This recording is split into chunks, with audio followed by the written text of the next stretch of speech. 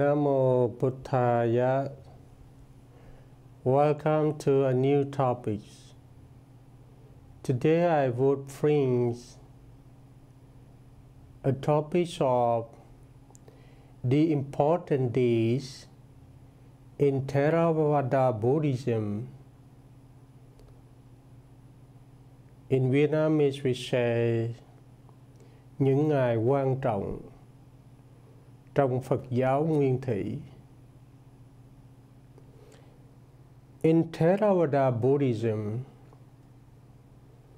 several days hold significant importance, including Vesak days, Asalha Puja, or Dharma days, and various opposita of 7 days. And because of time limited, I would explain only about the Vesak Puja days. Sakya days falls in May for annual years to celebrate the 3 main events of the Buddhas. The first event to remind about the Buddha birthdays, and second, the enlightenment of the Buddhas, and the third event remind the passing away days of the Buddha. And step 2, the month of the May. In Pali, we call a month of Vesak. The Theravada Buddhist countries are very busy, including in the temple and also the main Buddhist universities. We are come together and celebrate the Vesak days, and also we have the activities like invite the Buddha scholars throughout the world come together and discuss about the economic topic like what days we do for a year for propagating Buddhism and like supplying the Buddha teaching to the daily life regarding to Buddhism and peace, Buddhism and world peace, Buddhism in practice, something like that. And now, come one by one, based on the main 3 events. The Buddha birthdays, we have to ask like a question: what did a baby Buddha say in his first days when he was born to this world? when he first days to steps for the seven steps in this earth, a baby Buddha proclaimed, in heaven above and on earth below, I am the most honored one. I shall dispel the sufferings that fill the world. He is also described as taking 7 steps and uttering, I am a chief of the world, eldest in the world. This is the last birth. There will be no more re-becomings. This is a proclaimed verse of a baby Buddha that we call his name Siddhartha. Siddhartha is mean one who fulfills our wish, means that human being and angels wish to complete anything, and that's when means the Buddha. The Buddha will fulfill one wish. And for this event, we try to think that if without the Buddha was born, we also have no any chance to learn the teachings of the enlightenment letters. For the second event, to remind the enlightenment of the Buddha. As all you know, at the previous, we don't call the Buddha, we call Prince Siddhartha. But after the Prince Siddhartha was enlightened, we call him for another name, the Buddha. Buddha means enlightenment.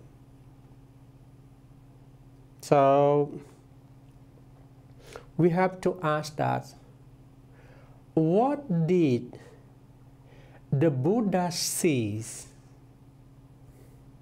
Even we know that is a kind of Dharma, but what did the Buddha see those kinds of Dharma?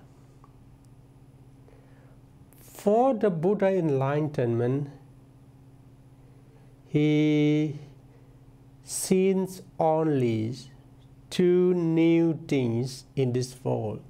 The first one, he sees the suffering. And second one, he sees the ends of suffering. The Buddha's touch is many sources in Suttanta Pitaka, in Abhidhamma Pitaka, also in Vinaya Pitaka. For example, in the 12 independence of the existence, the Buddha claimed that avijja pattaya sankhara, sankhara pattaya vijnanam. to conclude that all the existent things that bring us the sadness, limitation, physical and mental sufferings, including the narrows of mind, because of birth, mean that the birth is suffering. The birth is the mass of suffering. We can understand that every existence surrounds us, maintains and happens because of suffering. The Buddha sees clearly regarding to the world that full of suffering. Birth is suffering. Old age is suffering. Sickness is suffering. Death is suffering. To wish or to want what we don't have is suffering. To live with the disliked one is suffering. To separate with the loved one is suffering. To attack our five aggregates is suffering. So, besides suffering, nothing else. Here, I would explain that our five aggregates we can summarize into only two things, body and mind. To have body and mind doesn't matter, but if we come to attach our body and mind, mean that we are causing a problem to ourselves.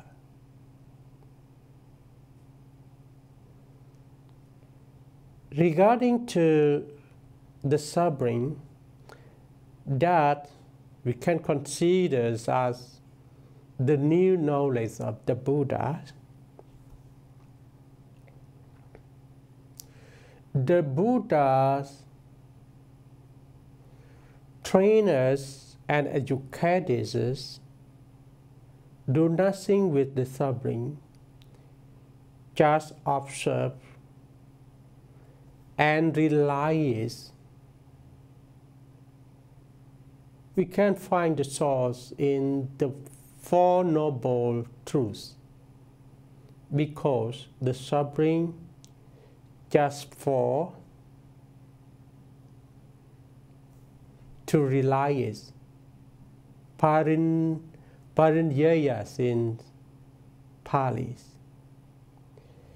And based on the concepts of suffering, there are many Buddhist scholars. They share that if without suffering, our human bodies, our human people don't want to learn, don't want to come and see and practice Buddhism for the purpose of releasing from all kinds of suffering. And the most venerable Kosunanda said that life is full of suffering. From suffering generates loving kindness and compassion. From loving kindness and compassion of individuals can create the loving kindness and compassion for families, for societies, for communities, for countries, and for the world. And the Buddhas, the enlightenment of the Buddha also see the ends of suffering. The ends of suffering, Pali we call Nirodha. When we approach Nirodha, means that we approach to making clear on the three benefits. The benefits of human beings, the benefits of angels or the next life, and the benefits of Nippanas. Nippanas have one, Nippana have two, Nippanas have three, according to Abhidhamma Sankaha. Whenever we practice to steps on the middle ways and practice based on the 8 paths, also we have learned for the long life learning and practice according to moralities, concentration, and wisdom. One day we will approach the Nirodha. That is what the Buddha always recognizes to step on. That is the middle way. And for the ends of suffering, for Buddhist monks, especially the Theravada Buddhist monk and the Buddhist devotees, I think that you all understand and also make sense the ends of suffering is our highest goal, to learn, to practice, and to approach the teachings of the Buddha. And the third event, that is to remind the Nippanas of the Buddhas, or the Buddha passing away days. In this we can, now I remember some points of the Mahaparinibbana Sutta, the discourse that describes the holdings, it's like review the holdings. When the Buddha decide to attain the Nippanas, the contents of Mahaparinibbana, the Buddha says very clear that, the Buddha mentioned that all conditional things in this world are impermanent. So he lets all the bhikkhus and his for Parisattha or his for Buddhists,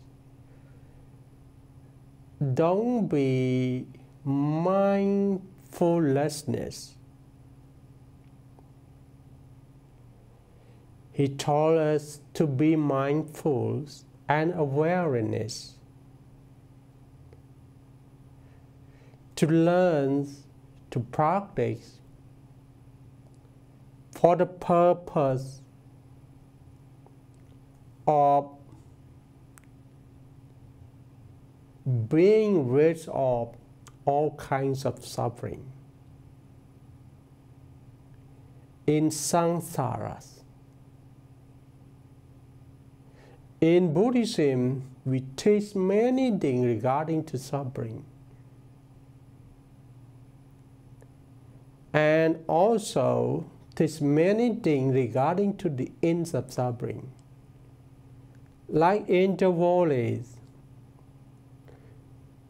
we learn a lot about the lives of problem, and we also learn a lot of the problem, the ways of problem solution too. And we can connect between the sufferings in Buddhism to the problems in the worldly life.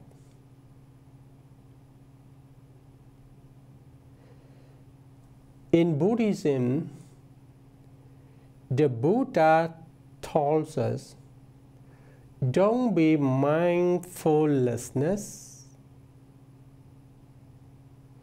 and stay and live this life for the purpose of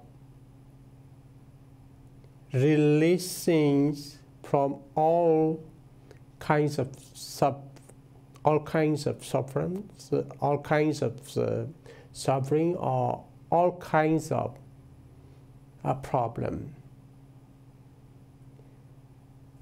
By training our mind and developing our wisdom, training our mind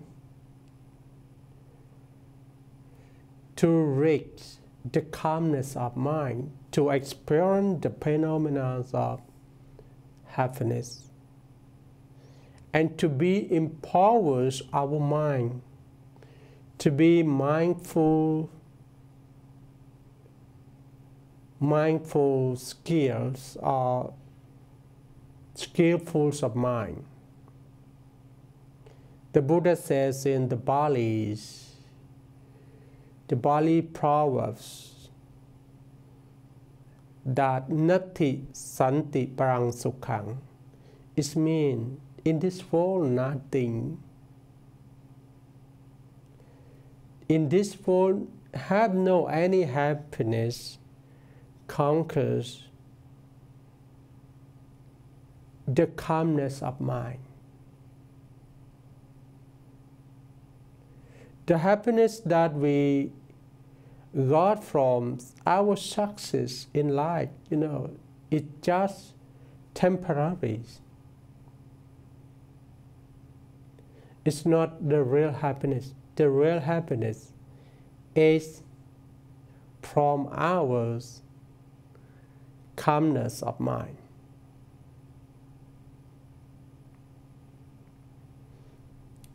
And when our mind gets calmness, is involved or is have the powers to step on the methods of developments of wisdom. Why is the wisdom so important for the lives of human beings? The Buddha says, Panya lokasmi pachoto. The wisdom is the light of the world. The light that can make us to see clearly the roots of unwholesome deed and the roots of wholesome mind. See? Or we can say that the Buddha also mentioned wisdom is the sword that can clear all the things being obstacles to our life. The more problem be resolved, the more wisdom we gain. So when your life faced with problem, faced with suffering, don't be scared. Don't be scared. You can use your calmness of mind to be acceptable, to be patient, and then use your wisdom that you conduct day by day from the previously to resolve it. And one more important thing, in the Mahaparinibbana Suttas, that regarding to the Nibbana or the passing away days of the Buddha, the Buddha mentioned that even he passes away, but his discipline and his teaching are our teachers. And he mentioned that when one see his teaching, see himself. So, for regarding to our topics, the main days or the important days in Theravada Buddhism that I mentioned a lot, mentioned in details regarding to the Visakha days. I hope that you all can celebrate for the 3 months event, the birth of the Buddha, the enlightenment of the Buddhas, and the passing away, they are Nibbanas of the Buddhas, happily and peacefully together with the world citizens, and brings the Buddha teachings for the purpose of the word peace. Namo Buddhaya.